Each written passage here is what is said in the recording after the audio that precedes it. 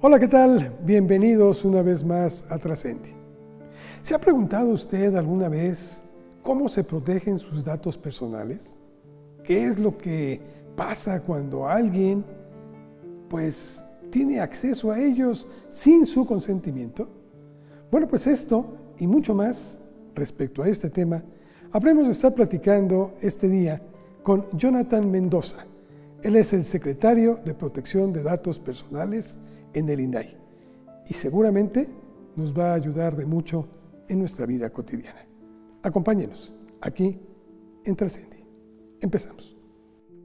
Señor secretario, muchas gracias por aceptar esta invitación de Trascendi para poder charlar con la gente que nos sigue a través de este portal. Gracias. Buenas tardes, Carlos. Al contrario, muchas gracias por la invitación a ustedes y estoy a sus órdenes. Yo quisiera empezar partiendo del lado humano. Quisiera ver si usted nos pudiera contar, porque he visto mucho, es una figura que se escucha mucho, que sale mucho y que sabe mucho de la materia que vamos a abordar esta tarde. Yo quisiera que nos pudiera platicar un poquito de su vida, un poquito de su semblanza, cómo ha llegado a este punto, por favor. Con mucho gusto. No soy una persona que especialmente disfrute hablar de sí mismo, pero lo hago en atención a lo que tú me estás diciendo. Soy abogado, Carlos, por la Universidad Nacional Autónoma de México, es mi alma mater, la UNAM. Estudié en la Facultad de Derecho y actualmente soy secretario de Protección de Datos Personales del INAI, el Instituto Nacional de Transparencia, Acceso a la Información y Protección de Datos Personales, que es un órgano constitucionalmente autónomo, y más al ratito hablamos de eso. Pero bueno, de formación abogado, inicié en la iniciativa privada. Ahí fue donde empezaron, digamos, mis primeras actividades profesionales. Antes de ser licenciado en Derecho, incursioné en las notarías públicas por algunos años y después estuve en un despacho de abogados que es conocido en nuestro país, Basham Brinch y Correa. Fui abogado asociado de ese despacho. Posteriormente estuve en el Tribunal Electoral del Poder Judicial de la Federación, en el área jurídica y en el área administrativa. Y tiene 6 años que pertenezco al INAI y un poquito más de 5 que pertenezco a la Secretaría de Protección de Datos Personales de esta institución. Me da mucho gusto. Estudiábamos juntos prácticamente. Yo estaba en Ciencias Políticas y Sociales, ahí pegado justamente a la Facultad de Derecho en aquel entonces. Oiga, secretario, vamos a entrar en materia, si me lo permite, después de haber conocido quién es, porque siempre es importante saber quién es el que está del otro lado de la cámara y nos está hablando. Yo quisiera que pudiéramos empezar con algo muy elemental a lo mejor. ¿Qué es la protección de datos personales? Mira, pues sí, como tú lo dices, desde lo más básico para poder transmitir de una manera adecuada. La protección de datos personales es un derecho humano reconocido en nuestra Constitución política desde hace más de 10 años. Una reforma constitucional en 2009 le dio, digamos, carta de naturaleza como derecho fundamental en nuestro sistema jurídico. Antes de eso, los datos personales eran entendidos en nuestro país como un complemento al acceso a la información o a la transparencia. Así surgió en México, por ahí de 2002, 2003, con la Ley Federal de Transparencia y Acceso a la Información Pública Gubernamental, que ahora ya está abrogada. Pero, digamos, una definición muy conocida es pues cualquier información que te identifica o te hace identificable, ¿no? Desde tus datos generales hasta tus datos patrimoniales o los datos sensibles, que tienen cada una de estas categorías un nivel diferente de protección en términos de la legislación que tenemos en nuestro país. ¿Cuál es la obligación del INAI en este sentido para proteger estas garantías, estos derechos? Te platico más o menos cómo está conformado. Sin entrar a tecnicismos, pues tenemos una regulación en el sector privado desde 2010, ¿no? Que está vigente desde 2010, y tenemos además una regulación en sector público que es de 2017, ¿sí? Aquí se establecen principios, deberes y derechos en materia de protección de datos personales. Hay responsables del tratamiento de los datos personales, que son las empresas en el sector privado o las instituciones de los 3 niveles de gobierno en el sector público, y hay titulares de los datos personales, que somos todos los ciudadanos. El INAI, el rol del INAI en toda esta conformación es la de un regulador.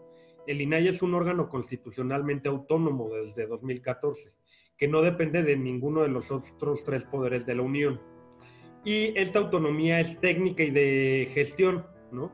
Entonces, digamos que es quien tutela la garantía o la efectiva protección de este derecho humano en la parte administrativa. Ese es el rol de esta institución.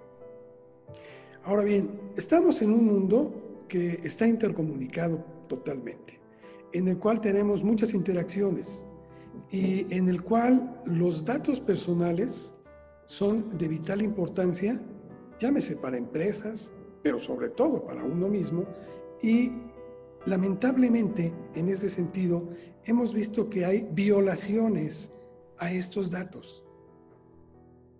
¿Qué es lo que está pasando al respecto? Porque a veces uno da algún dato y resulta con que lo tiene todo el mundo. Entonces, ¿cómo podemos defendernos de esto? Perfecto, me encanta esa pregunta porque es muy importante generar conciencia y cultura en torno a este derecho. Empieza desde nosotros, Carlos. La protección de datos personales, como muchos otros derechos, parten de un tema de autodeterminación. En este caso se llama autodeterminación informativa. Cuando nosotros concedemos nuestros datos a una empresa o una institución, nos tiene que decir para qué los está recabando, cómo los va a utilizar, por cuánto tiempo, cómo los va a destruir, si los va a transferir o no a otras empresas o instituciones. Esto se hace usualmente a través del aviso de privacidad, ¿no? Ahora, eso es por lo que refiere a cómo se obtienen lícitamente nuestros datos personales. Pero en el entorno digital, como tú sabes y también las personas que nos escuchan, pues hay muchos riesgos, ¿no? Riesgos vinculados con el uso de tecnología. La ciberdelincuencia, digamos, invierte constantemente en insumos, en hardware, en software, para poder acceder indebidamente a sistemas y bases de datos que están en Internet. Esto tiene que ver con el cuidado de la información, de nuestra información que tienen las empresas y las propias instituciones públicas a través de medidas de seguridad, técnicas, físicas y administrativas, y cómo los usan con confidencialidad. Es un deber compartido, como te das cuenta, desde el titular, el ciudadano, a quién le da sus datos, y las empresas, cómo los protegen. Pero en este sentido, bueno, hay muchas responsabilidades. O sea, desde el mismo usuario que acepta dar sus datos y que muchas veces lo hace por obtener un servicio X, pero nunca imagina que estos mismos suben. Vamos, se me ocurre ahorita, por ejemplo, algo, y esto es parte de lo que estamos acostumbrados en la mercadotecnia de este país. Nosotros lo damos de alguna forma y de repente Facebook lo manda a todos lados, ¿sí? A sus propios anunciantes, a la gente que se patrocina ahí, y resulta con que más tardamos en pedir, por ejemplo, informes de un carro, que nos empiezan a llegar publicidad por todos lados, hasta tosigarnos. ¿Podemos defendernos de esto? Claro que podemos defendernos de esto. Lo que pasa es que hay que leer la política de privacidad. Eso es lo que te va a decir Facebook o cualquier otro servicio digital. Y si tú lees la política de privacidad, que es kilométrica, ¿no? ¿Quién se va a sentar a leer páginas y páginas de cómo van a tratar su información personal? Si lo que quieren es formar parte o tener un perfil en una red social o comprar algo en internet, etcétera. Es un paso que damos casi por sentado en la mayoría de los casos. Y ahí empieza el problema, ¿no? Porque si tú vas hacia su política de privacidad, te vas a dar cuenta que toda la información que subes a este tipo de redes, pues la pueden utilizar y la pueden usar para perfilarte y para compartirla con las empresas que colaboran o que tienen una parte de negocio comercial con ellos. Es muy preocupante, claro que lo es, pero los temas de ingeniería social, por ejemplo, para comisión de delitos como fraude electrónico, incluso temas de secuestro o suplantación de identidad, muchas veces salen o tienen origen en cómo se cruzan las bases de datos y toda la información que en muchos casos nosotros ponemos en la red. O sea, ¿cómo puedes saber estamos hablando de ciberdelincuentes, pero hablemos de delitos, digamos, físicos, por ejemplo. ¿Cómo puedes saber un delincuente que no estás en tu casa, Carlos? Pues a lo mejor si pusiste en Facebook que estás de vacaciones, pues la casa está sola. Así puede funcionar también con nuestra identidad digital. Ese es nada más un ejemplo, pero eventualmente muchos de los elementos que hay en la red son utilizados para tratar de generar algún perjuicio hacia nuestra persona. Y eso hay que cuidarlo. Ahora, desde luego para eso están no solo el INAI, sino las demás instituciones públicas que garantizan este derecho en nuestro país. Porque sabrás que el INAI lo hace en materia federal, pero hay 32 órganos garantes estatales que también tutelan el acceso a la información y la protección de datos personales en nuestro país. Ellos, digamos que revisan los niveles estatales y municipales. El INAI revisa la parte federal y en sector privado sí, la única autoridad administrativa que garantiza este derecho efectivamente es el INAI. ¿No se diluye el esfuerzo de que existan tantos organismos que están viendo por lo mismo? Yo creo que no. Te voy a explicar por qué. Más o menos en sector público estamos hablando alrededor de 8,000 sujetos obligados. 8,000 sujetos obligados, de los cuales a nivel federal, son un poquito menos de 800. Aquí te puedo decir que están las instituciones o las dependencias del Ejecutivo Federal, el Poder Legislativo Federal, el Poder Judicial Federal, los órganos constitucionalmente autónomos, los fondos y fideicomisos públicos y los partidos políticos. Hay una Ley General de Protección de Datos Personales en posesión de sujetos obligados de 2017, la que te refería, que es de sector público, que establece una serie de obligaciones a los sujetos obligados para poder garantizar bien o adecuadamente este derecho. Y esas obligaciones pues, son muy ambiciosas, porque van desde tener un aviso de privacidad, el cual, por cierto, no te sirve de nada si lo tienes metido en un escritorio, hasta garantizar la seguridad y la confidencialidad de los datos, la responsabilidad que hay en el uso de los mismos, el ejercicio de los derechos ARCO, estos derechos que a lo mejor hemos escuchado por el acrónimo, es el acceso, rectificación, cancelación u oposición al tratamiento de nuestros datos personales, y eso es sector público. Sector privado, podríamos estar hablando de un escenario de más de 5 millones de responsables, más de 5 millones de empresas o personas físicas con actividad empresarial que tratan datos personales en nuestro país. Desde una empresa de telecomunicaciones muy robusta hasta literalmente la tintorería que está en nuestra colonia. Así de amplio es el alcance, ¿no?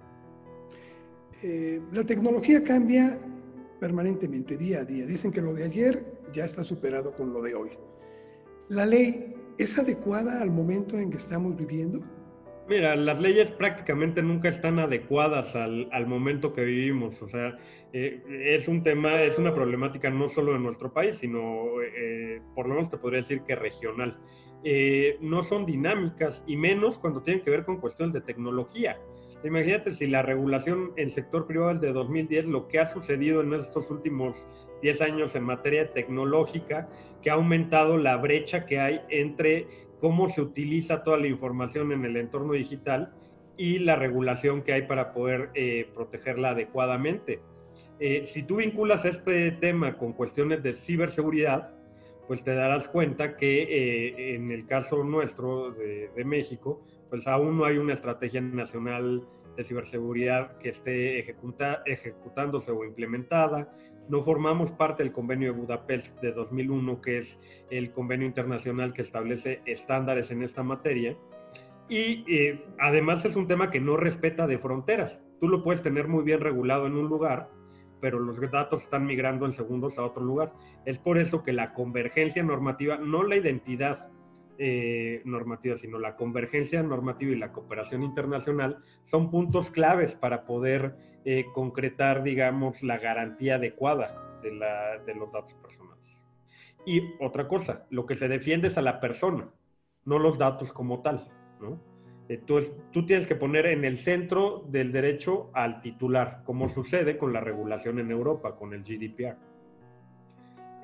No me extiendo en esto, pero GDPR se ha vuelto muy famoso, o el Reglamento General de Protección de Datos de la Unión Europea, que entró en vigor en mayo de 2018, porque se ha juzgado que es una norma extraterritorial que defiende o tutela los datos personales con independencia de en qué lugar se encuentre del mundo la empresa que los está tratando. Entonces, la autoridad europea igual puede sancionar a una empresa americana si está tratando datos personales de ciudadanos europeos. Y la consecuencia de esto es una multa que oscila o puede ir hasta los 20 millones de euros o el 4% de la utilidad o el ingreso de una empresa. Así de alto y de caro puede ser tratar inadecuadamente los datos de un ciudadano. Esto no es como una lucha sin fin. Ustedes que, por ejemplo, están permanentemente tratando de proteger los datos personales de los usuarios, de los ciudadanos, ¿no es como una lucha contra un monstruo de 1000 cabezas? Yo creo que muchas veces se puede tomar como de esa forma, pero a final de cuentas lo que falta mucho en nuestro país es generar conciencia y una cultura de protección de datos personales. Esas dos cosas, porque tú no puedes ejercer, Carlos, un derecho que no sabes que tienes, ¿no? Para poder ejercer un derecho tienes que conocer cuáles son los alcances de este derecho. No es una lucha interminable porque es un derecho en construcción y eventualmente habrá condiciones de cambio, como ha sucedido en Europa.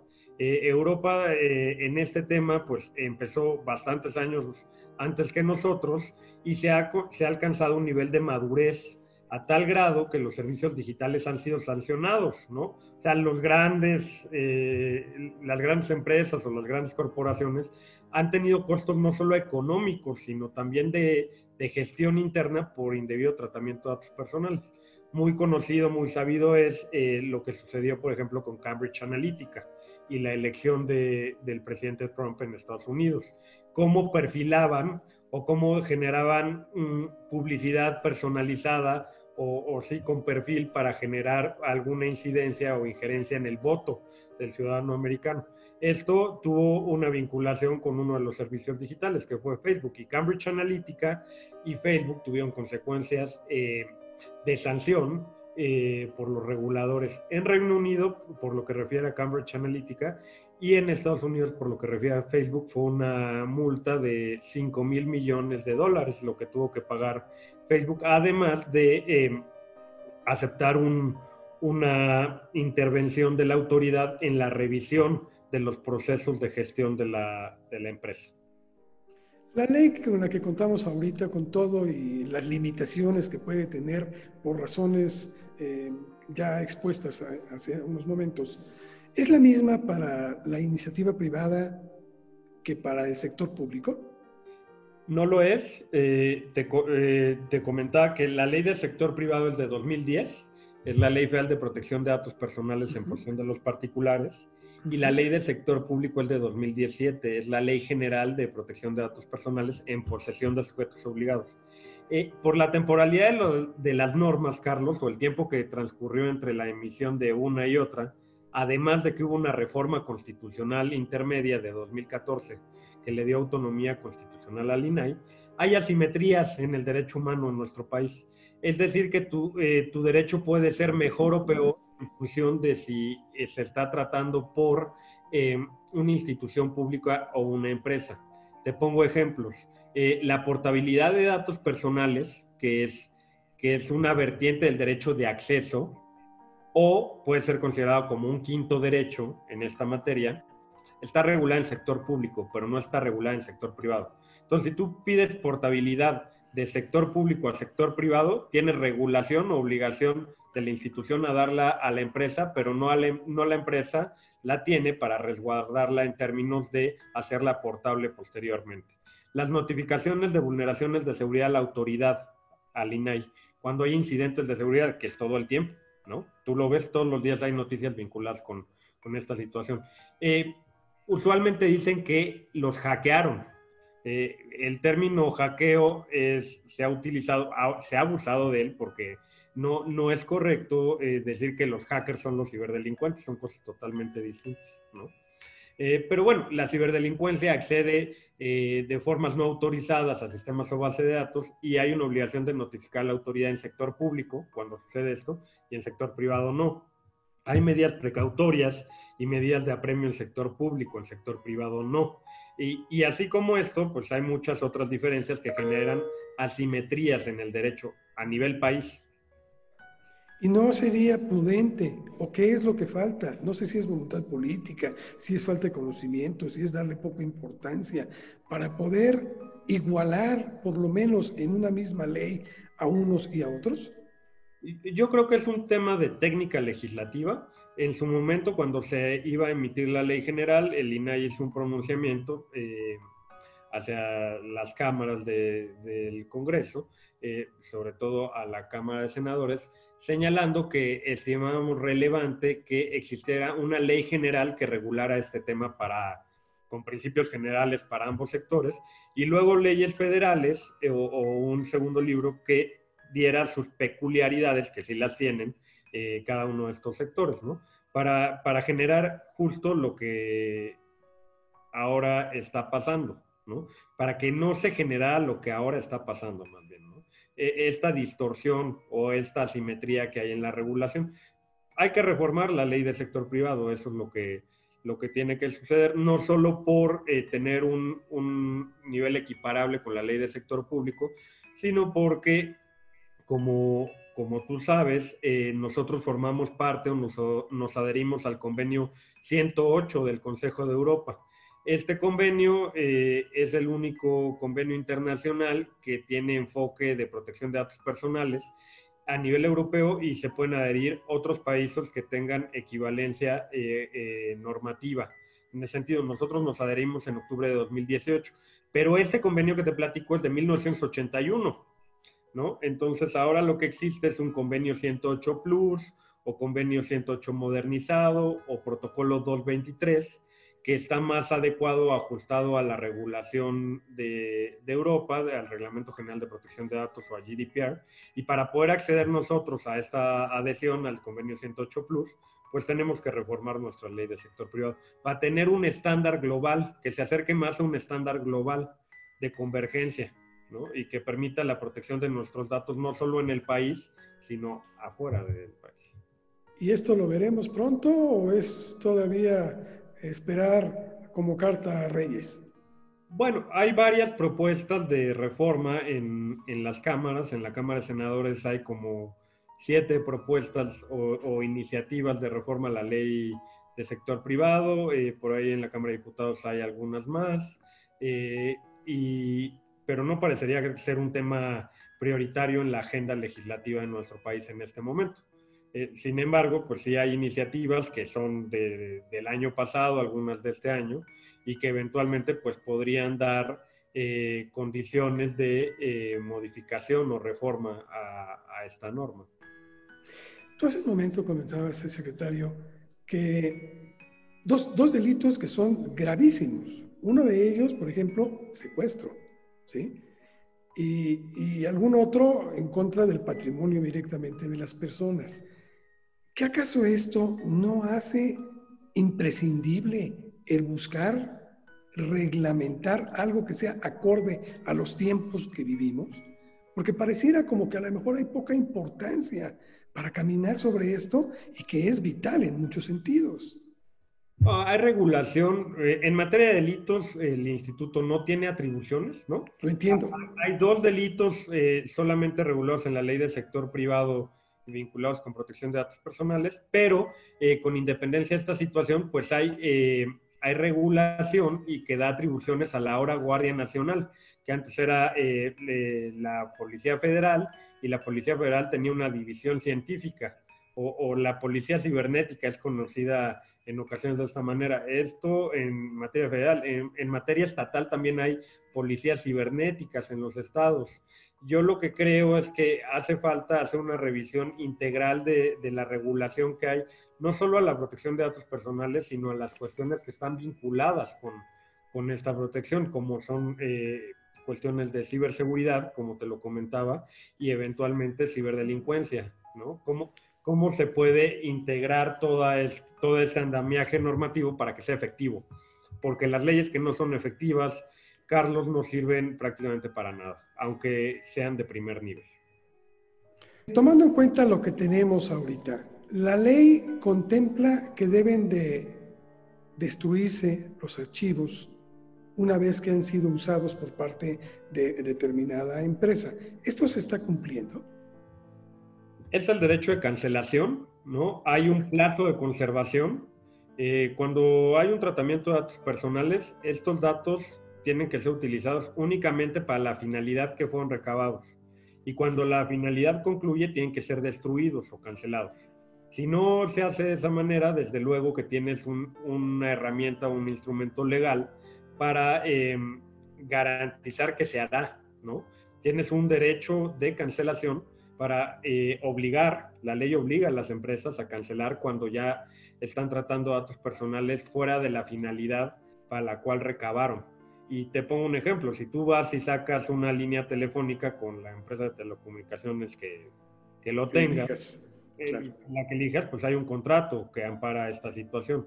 Después de que ese contrato no es renovado, no tendrían por qué estar tratando tus datos personales, a menos que hayas autorizado, Carlos, en el aviso de privacidad una finalidad secundaria, como puede ser el mercadeo o el marketing. Si nosotros no leemos el aviso de privacidad cuando vamos a contratar la línea y ya le firmamos porque queremos que nos den el nuevo teléfono, pues no vamos a tener posibilidad de poder accionar algún mecanismo legal posteriormente en contra de esta empresa porque traten nuestros datos para enviarnos, por ejemplo, publicidad, porque el momento para oponernos al tratamiento de esos datos para esa finalidad era cuando firmamos el contrato.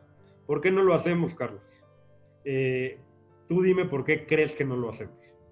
Mira, bueno, yo pienso que es indudablemente por flojera. Son contratos muy grandes, son muchísimas las letras y la premura propia del tiempo en el que vivimos nos hace que lo hagamos por automático. No es excusa. Yo entiendo que hay una responsabilidad, pero ante eso no podría haber alguna otra salida.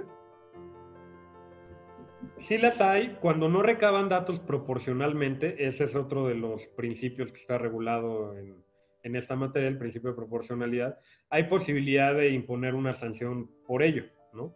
Pero si los datos que te están recabando son los que se requieren para el contrato y tú autorizas que se utilicen posteriormente para otra cosa, pues la verdad es que la empresa está amparada. Y es lamentable porque nosotros le dimos el aval o el consentimiento. ¿Y por qué se lo dimos?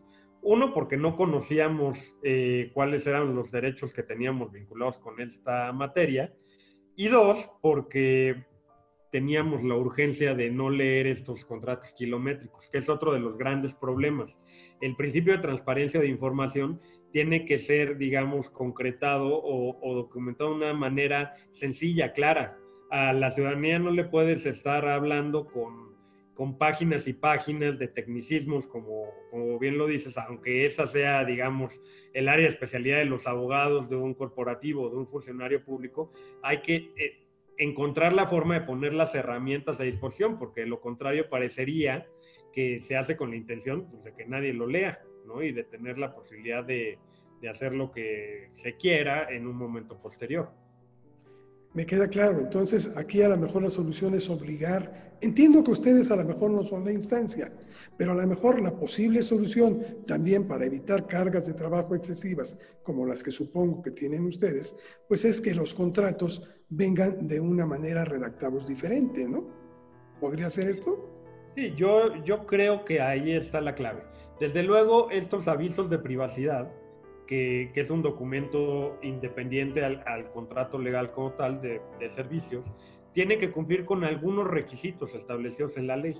Pero estos requisitos son pues muy básicos. Yo te podría decir que es el nombre y el domicilio del responsable, las finalidades para el tratamiento, para qué se están recabando, cómo se van a utilizar, cómo se pueden ejercer derechos ARCO y si va a haber transferencias a terceros o no, si se tratan datos sensibles. Eso se puede poner perfectamente en un lenguaje ciudadano, en un par de páginas, no tiene que ser un documento muy extenso. Ahora, si aún, incluso ese es el aviso integral, pero hay un aviso simplificado que tiene menos información, pero si aún así no lo leemos y avalamos sus términos, pues el problema, somos parte del problema. Hay que decirlo así, con responsabilidad. Me queda muy claro que mucho de la culpabilidad la tenemos nosotros en este sentido por no leer a lo que vamos a tener derecho. Hay algo que también me preocuparía. Tengo entendido que también hay protección para las personas después de muertos. ¿Es esto correcto? Eh, A la protección de sus datos personales. Sí, datos personales de fallecidos, ¿no? O Ujú. protección a los datos personales de personas fallecidas. Fíjate que es otra de las diferencias que hay entre las leyes del sector público y privado. En la ley del sector privado, en la ley del sector privado no hay regulación en el tema de fallecidos. En la ley del sector público sí, tanto en la ley general como en los lineamientos generales. Entonces, si tú eres cónyuge o tienes derecho, interés jurídico o interés legítimo, dependiendo del caso, para poder ejercer este derecho de una persona fallecida, el sector público podría ser viable. El sector privado, por interpretación, ya tenemos algunas resoluciones en las que hemos dejado claro que sí se podría dar información vinculada con una persona fallecida, pero por interpretación, no por ley. Entonces, es correcto, sí hay regulación para fallecidos explícita en el sector público, implícita o por interpretación en el sector privado, y la tendencia internacional es que las regulaciones sí lo contemplan. Pasa también en los servicios digitales. Tú puedes establecer en tu testamento digital quién quieres que utilice, por ejemplo, tus perfiles de redes sociales después de tu muerte, ¿no? Hace algunos años se dio la noticia, sácame de esta duda, por favor, señor secretario, de que a la nube de Amazon, me parece que era, se habían subido incluso algunos datos que se habían sustraído de la base de datos, datos personales, de su lista de electores. Esto tengo entendido que fue cierto, porque incluso anduvieron circulando por ahí. ¿Con qué fines? No lo sé, pero bueno, al fin y al cabo estuvieron ahí. ¿Esto es posible que en la actualidad se pueda volver a generar? Pues totalmente. Ese caso tiene ya algunos años, fue antes de que hubiera regulación en el sector público. Fue un partido político quien dejó, digamos, su listado nominal en la nube, pero sin contraseñas, Carlos. El problema es que ni siquiera accedieron, digamos, a través de pruebas de penetración a esta información, sino que no dejaron la base con contraseñas, imagínate, la dejaron pública. Entonces, pues alguien la encontró en la red y la difundió. Una de las bases de datos más grandes de nuestro país es la que está en el Registro Federal Electoral, ¿no? O en el Registro Federal de Electores, ¿no? Por supuesto que tienen información importante, relevante y trascendente, no solo nuestro domicilio, nuestra CURP, nuestra RFC, está nuestra firma, está nuestra fotografía, que bueno, ahora ya puedes ocultar esos datos. Más recientemente las credenciales del lector ya pueden ser emitidas sin que estos datos sean visibles. Pero el punto es que en el listado nominal sí lo son. Pero en aquel momento no existía ley de sector público y entonces el instituto no podía sancionar a los partidos políticos. Únicamente podía hacerlo a la Administración Pública Federal, es decir, al Ejecutivo Federal, antes de 2017. Es algo que se terminó ventilando en el escenario electoral, ¿no? A través de un procedimiento especial sancionador en el INE, y luego fue una sala regional del Tribunal Electoral del Poder Judicial de la Federación, y luego terminó en una multa que fue muy pequeña para lo que en realidad sucedió, o sea, menos de 100,000 pesos. Y pues, ¿cómo crees que se pagan esas multas, Carlos? Pues con prerrogativas, ¿no? Claro. Sí hay una diferencia. Si sucediera eso en este momento, el INAI sería la institución que tramitaría todo el procedimiento en contra del partido político y mandaría a el INE para que multara, pero ya con los parámetros de la resolución del INAI. Es decir, las posibilidades de que pudieran ocurrir siempre estarán abiertas, porque no depende de una persona, puede depender de una institución, puede depender de un grupo, etcétera, etcétera. O sea, si alguien hace mal su labor, puede darse este caso, pero ahora ya se podría sancionar. Ya se podría sancionar por la institución constitucional que garantiza el derecho, que es el INE. Pero más allá de eso, qué bueno que abriste esa parte, Carlos. Mira, Adicional a esa situación, hay que decir que el uso de la tecnología puede tener sus riesgos o puede haber problemas con el uso de la tecnología por cómo está diseñada, pero donde están los mayores problemas es en el factor humano. Es decir, tú puedes tener tecnología de vanguardia en la nube de Google o de AWS, de Amazon Web Services, pero si no sabes utilizarla o si no te capacitan para utilizarla hacia el interior de una empresa o una institución, pues no sabes cómo lo tienes que hacer de una manera adecuada y por eso queda expuesta públicamente. No es que haya fallado la nube, lo que pasa es que no, en ese caso que tú refieres, quien la subió a la nube no la supo utilizar y entonces la dejó sin medidas, sin contraseñas. ¿Cuál es, de acuerdo a la experiencia que ustedes tienen cotidianamente, el problema de robo de datos personales más frecuente? ¿En qué rubros se presenta? Ok, pues generalmente donde más intentos hay y también más consecuencias hay o más efectos negativos hay es en el sector financiero, Carlos, ¿no? Obviamente porque la utilización de banca en línea y de servicios digitales de instituciones financieras pues tiene que ver con dinero líquido, ¿no? Dinero virtual, pero que si tú accedes a la banca electrónica de alguien de una forma inadecuada, pues puedes extraer directamente esos recursos y tienes un beneficio directo para enviarlo a otras cuentas, ¿no? Trasládalo al aspecto físico. O sea, no es lo mismo que un asaltante se lleve tu cartera y el celular a que se lleve tu coche o entre a asaltar tu casa, ¿no? Ese es el sector que más buscan vulnerar y aparte es el que más robusto en temas de seguridad es en este momento por la cuestión económica.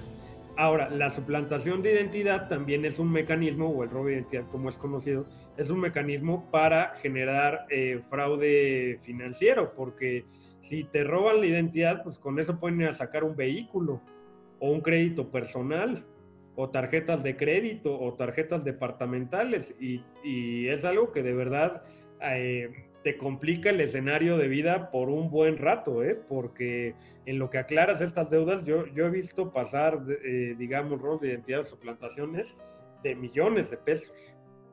¿Alguna anécdota al respecto? Sí, lamentablemente, por las atribuciones que tenemos nosotros, la suplantación de identidad no es un tema que nosotros investiguemos, es un delito también y es un delito a nivel estatal, pero hemos encontrado la forma de poder cuadrar infracciones en materia de datos personales por principio de calidad de la información, que es otro de los principios que están establecidos en las normas, para sancionar a las empresas que otorgan líneas telefónicas, vehículos, créditos a individuos que suplantaron la identidad de otro ciudadano. Entonces, sí hemos encontrado alguna línea argumentativa para que tengan un efecto negativo aquí las empresas que digamos, caen en el juego o en el error derivado de la intervención de un delincuente. El punto es que hay que encontrar a quien lo hizo, ¿no? Y esa no es una tarea que corresponda a nosotros, pero sí es una preocupación que tenemos, creo que como sociedad.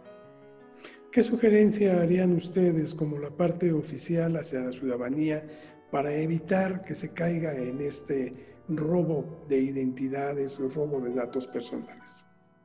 No, justo como empezamos la conversación, estando conscientes de las implicaciones que puede tener compartir nuestra información en todos lados, ¿no? Compartir nuestra información o nuestros datos sin garantía alguna de qué va a suceder después, ¿no? Ese es el gran problema. Son dos vertientes. Uno, todo lo que ponemos nosotros en la red de nosotros, con consentimiento y de forma consciente. Y otro es cómo se vulneran los datos que hay de nosotros en físico o de manera virtual por ciberdelincuencia y por falta de medidas de seguridad de las empresas o las instituciones públicas, dependiendo del sector de que se trate. Para ti, señor secretario, ¿qué entiendes por trascender? Yo creo que en palabras muy simples y aparte muy muy personales, es ser un factor de cambio, Carlos, en cualquiera de las situaciones que te ponga la vida. No traicionarte, actuar con determinación, con valentía y siguiendo tus valores para generar la mejor versión de ti, sin competir con nadie más, pero que esa mejor versión de ti se genere o genere una situación de cambio en tu entorno, personal, profesional, académico, etcétera. Yo pensaría que esa es mi forma de ver cómo podemos trascender en esta vida. Pues no me queda más que agradecer, de veras, el que nos hayan permitido aprender un poquito de esto y pues muy agradecidos, porque el paquete que tienen verdaderamente es bastante, bastante grande. Yo solo haría votos porque pronto otras instancias entiendan la importancia que requiere trabajar más en esta situación y se pueda dar un marco que sea mucho más prudente para que ustedes puedan actuar. El agradecido soy yo con ustedes. Es parte de la función y la actividad que hacemos todos los días, lo que estamos platicando, generar conciencia, cultura y poder compartir, porque a final de cuentas es una responsabilidad compartida. Y así hay que entenderlo, no solo con instituciones públicas, con la parte de sector privado, con la parte académica, con la sociedad civil. Todos tenemos que hacer esfuerzos para poder conseguir el objetivo, porque como bien lo dices, es una tarea titánica. Pero todos los días vamos avanzando hacia allá. Yo creo que van bien. Muchas gracias. Gracias. A ti, un gusto. Que estés muy bien, Carlos. Igualmente. Esto fue Trascendi. Gracias.